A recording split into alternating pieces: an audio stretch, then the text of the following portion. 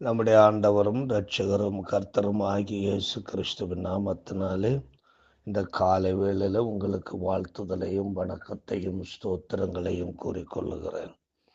உன் கண்களை ஏறெடுத்து பார் என்கிற தலைப்பின் கீழே இந்த நாளிலே சங்கீதம் 145 சில வாக்கியங்களை நாம் தியானத்துக்கு எடுத்துக்கொள்ளுகிறோம். தாவீது ராஜா தேவனால் தெரிந்து கொள்ளப்பட்ட ஒரு தேவ மனிதனாயிருந்தார். அவர் அநேக தவறான காரியங்களை செய்திருந்தும் கூட அந்த தவறுகளை தன் இருதயத்திலே வைத்து வாழாதபடிக்கு அந்த தவறுகளை எல்லாம் தேவனுடைய பாதத்திலே சமர்ப்பணம் செய்து தேவனுடைய இரக்கத்திற்காய், தேவனுடைய கிருபைக்காய், தயவுக்காய் மன்றாடி செபிக்கிற தேவ மனிதனாயிருந்தார். ஆகையினாலே தாவீதை தேவன் மிகவும் உயரத்திலே வைத்து அநேகருக்கு முன்மாதிரியாக தேவன் ஏற்படுத்தினார்.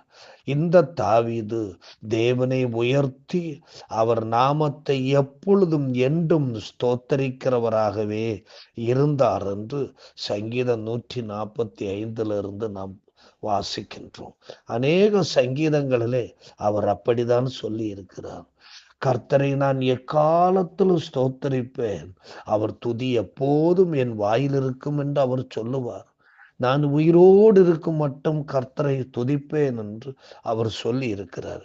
இங்கு அவர் சொல்லுகிறார், ராஜாவாகிய என் தேவனே, உம்மை உயர்த்தி உம்முடைய நாமத்தை எப்பொழுதும் என்றென்றைக்கும் ஸ்தோத்தரிப்பேன். ஆண்டவருடைய நாமத்தை உயர்த்தி ஆண்டவரை ஸ்தோத்தரிப்பது ஒவ்வொரு தேவனுடைய பிள்ளைகளுடைய கடமையாக இருக்கிறது.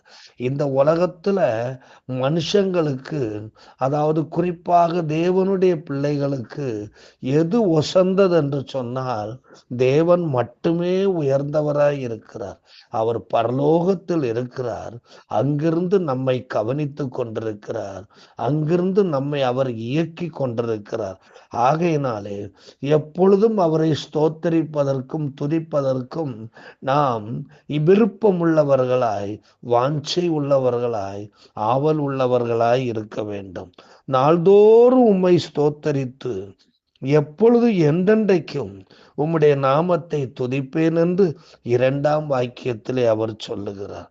நாள்தோறும் எப்பொழுதும் எந்த சூழ்நிலையிலும் எனக்கு ஒரு சிறிய வாய்ப்பு கிடைத்தாலும் நான் தேவனை உயர்த்துவேன், தேவனை மகிமைப்படுத்துவேன், தேவனை ஸ்தோத்தரிப்பேன், தேவனை துதிப்பேன் என்று சொல்லுகிறார். 4ஆம் வசனத்திலே சொல்லுகிறார், தலைமுறை தலைமுறையாக உம்முடைய கிரியைகளின் புகழ்ச்சியை சொல்லி உம்முடைய வல்லமையுள்ள செய்கைகளை அறிவிப்ப. தலைமுறை தலைமுறையாக நான் அப்படி செய்வதனால என்னோடு சேர்ந்த எல்லாரும், அப்படியே எனக்கு பின் வருகிற தலைமுறைகள் யாவரும் அப்படியே செய்வார்கள் என்று அவர் சொல்லுகிறார்.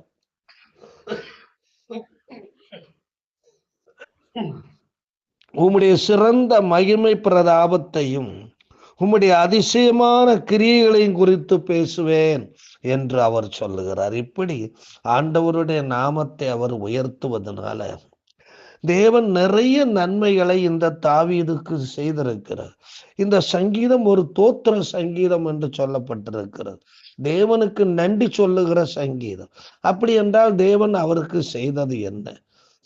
நிறைய காரியங்களை ஆண்டவர் செய்திருக்கிறார்.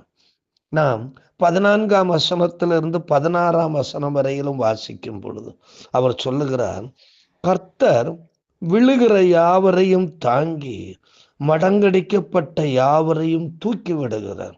அப்போ ஆகையினால்தான் நான் அவரை ஸ்தோத்தரிக்கிறேன். அவர் நான் விழுந்த பொழுது என்னை தாங்கி பிடித்தார். நான் மடங்கடிக்கப்பட்ட பொழுது என்னை தூக்கி விட்டார். என்னை மட்டுமல்ல, அவரை ஸ்தோத்தரித்து அவரை துதித்து வாழுகிற ஒவ்வொருவரையும் அப்படித்தான் ஆண்டவர் தாங்குகிறவராகவும் தூக்கி விடுகிறவராகவும் இருக்கிறார்.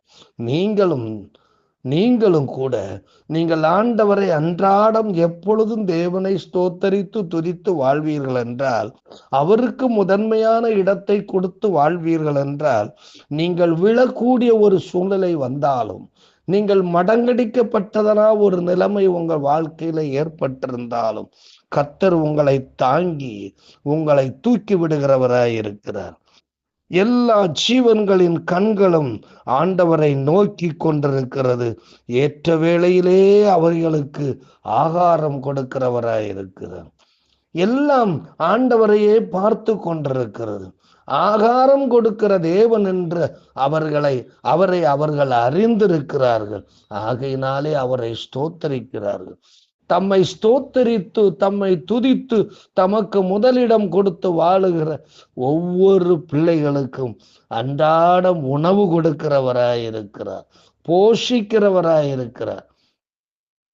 அது மனதுக்கான உணவாயிருந்தாலும் சரி, வயிற்றுக்கான உணவாயிருந்தாலும் சரி, வாய்க்கு ருசியான உணவாக இருந்தாலும் சரி, செவிக்கு இனிமையான உணவாக இருந்தாலும் சரி, எல்லாவற்றையும் அவர் கொடுத்து ஆதரிக்கிறார், அரவணைக்கிறார், பராமரிக்கிறார். நாமும் கூட ஆண்டவரை ஸ்தோத்தரித்து துதித்து வாழ்வோம் என்றால் நமக்கும் ஆண்டவர் அவ்விதமா வாய்க்கேற்ற நல்ல உணவையும் தருவார், காதுகளுக்கேற்ற நல்ல உணவையும் ஆண்டவர் தருவார். அது மட்டுமல்ல, ஆண்டவர் தமது நீர் உமது கையை திறந்து சகல பிராணிகளின் வாஞ்சியின் திருப்தி ஆக்குகிறீர். ஆண்டவர் தமது கரங்களை திறந்து கொடுக்க வேண்டியவைகளை கொடுத்து அவர்களை திருப்தி அடைய செய்கிறவராயிருக்கிறார். அவர்கள் சந்தோஷப்படும்படியாய் செய்கிறவராயிருக்கிறார்.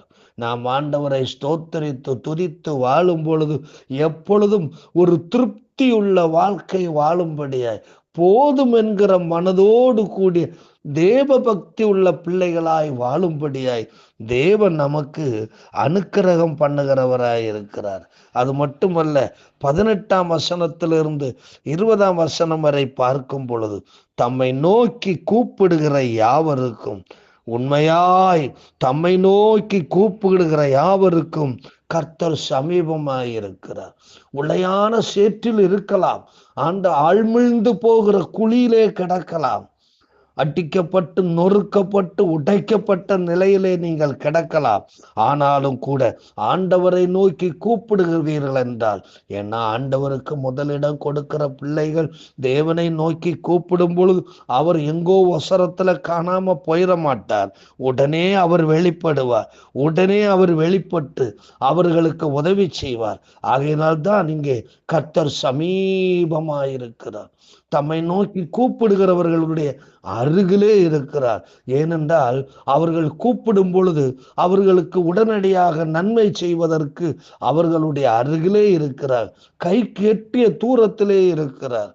உங்களுடைய கூப்பிடுதலுக்கு செவி கொடுக்கிற இடத்திலே இருக்கிறார், கூப்பிடும் தூரத்திலே உங்களோடு கூட இருக்கிறார், உங்களை விட்டு விலகாமல் அவர் இருக்கிறார் என்று சொல்லுகிறார். அடுத்து 19ஆம் வசனத்துல வாசிக்கும் பொழுது, அவர் தமக்கு பயந்தவர்களுடைய விருப்பத்தின்படி செய்து அவர்கள் கூப்பிடுதலை கேட்டு அவர்களை ரட்சிக்கிறார். இப்படி ஆண்டவருக்கு பயந்து நடக்கிறார். அதனாலதான் அவரை ஸ்தோத்தரிக்கிறாங்க, துதிக்கிறாங்க, மகிமைப்படுத்துறாங்க, போற்றுறாங்க, புகழுகிறாங்க. அவருக்கு பயந்து ஆண்டவருடைய விருப்பத்தின்படி செய்யறாங்க. அவர் என்ன விரும்புகிறாரோ அதை தான் செய்யறாங்க. அவருக்கு முதலிடம் கொடுத்தா அவர் என்ன சொல்றாரோ, அவர் என்ன விரும்புகிறாரோ அதை மட்டும்தான் அவங்க செய்வாங்க. அந்த கூப்பிடுதலை கேட்டு அவர்களுடைய நெருக்கடியான நேரங்களில் அவர்கள் தேவனை நோக்கி கூப்பிடும் பொழுது கேட்டு தேவன் அவர்களை ரட்சிக்கிறார், விடுவிக்கிறார், காப்பாற்றுகிறார், தப்புவிக்கிறார், அவர்களை தூக்கி விடுகிறார். ரட்சிக்கும் தேவனாக இருக்கிறார். சமீபமாயிருக்கும் தேவனாக மட்டுமல்ல, ரட்சிக்கும் தேவனாகவும் இருக்கிறார். அது மட்டுமல்ல, 20ஆம் வசனம் சொல்லுது, கர்த்தர் தம்மில் அன்பு கூறுகிற யாவரையும் காப்பாற்றி துன்மார்க்கர் யாவரையும் அழிப்பார். காப்பாற்றுகிற தேவன். ஏன்னா அவங்க அவரை நேசிக்கிறாங்க, அவரை அதிகமா அவரிடத்துல அன்பு காட்டுறாங்க.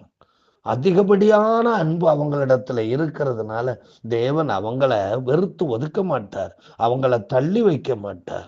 அன்புள்ள எவரையும் அவர் தள்ளி வைப்பதில்லை, அவர்களை காப்பாற்றுகிறவராயிருக்கிறார். எப்பொழுது ஓடி வந்து அவர்களை காக்கிற தேவனாயிருக்கிறார். பாதம் கல்லில் இடராதபடிக்கு காக்கிற தேவனாயிருக்கிறார். அவர்களுக்கு எதிராக எழும்புகிற துன்மார்க்கர்களை அழிக்கிற தேவனாயிருக்கிறார். அன்பான தேவனுடைய ஜனமே, நீங்க ஆண்டவரை ஸ்தோத்தரிப்பதற்கு ஆயத்தமாயிருக்கிறீர்களா?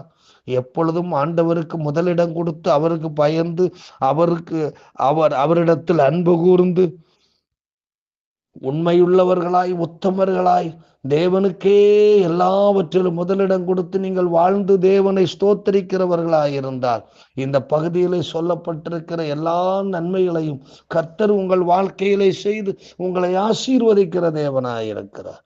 எங்கள் அன்பு நிறைந்த ஆண்டவரே, இந்த கால வேளையில உண்மை நாங்கள் நன்றியோடு உண்மை நாங்கள் ஸ்தோத்தரிக்கிறோம். நீர் ஆண்டவரே, உமக்கு பயந்து உமக்கு கீழ்ப்படிந்த ஆண்டவரே, உம்மை ஸ்தோத்தரித்து உம்மை மகிமைப்படுத்தி வாழுகிற ஒவ்வொரு உம்முடைய பிள்ளைகளுக்கும் ஆண்டவரே ஸ்தோத்திரம். நீர் அவர்களை ஆசீர்வதிக்கிறேன், அவர்களுக்கு நன்மை செய்கிறேன், அவர்களுக்கு உதவி செய்கிறேன், அவங்களுக்கு ஒத்தாசை பண்ணுகிறேன். அவங்கள் ஆண்டவரை மடங்கடிக்கப்பட்டாலும் தூக்கி விடுகிறேன். ஆண்டவரை அவர்கள் கூப்பிடுதலுக்கு உடனடியாக ஓடோடி வந்து உதவி செய்கிறேன். சமீபமாயிருந்து அவர்களை காப்பாற்றுகிறேன், ரட்சிக்கிறேன். ஆண்டவரை தூக்கி விடுகிறேன். நீர் செய்கிற எல்லா கிரியைகளும் ஆண்டவரே தொடர்ந்து ஆண்டவரை எங்களுடைய வாழ்க்கையில ஆண்டவரை உண்டாகும்படியாக நாங்கள் வேண்டுகிறோம். நாங்களும் எப்பொழுது உம்மையே ஸ்தோத்தரித்து வாழ, உமக்கு மட்டுமே முதலிடம் கொடுத்து வாழ தேவரீர் எங்களுக்கு உதவி செய்யும். எங்களை நீர் ஆசீர்வதியும். இயேசு கிறிஸ்துவின் மூலம் கேட்கிறோம் இரக்க நிறைந்த பரமபிதாவே. ஆமேன். God bless you.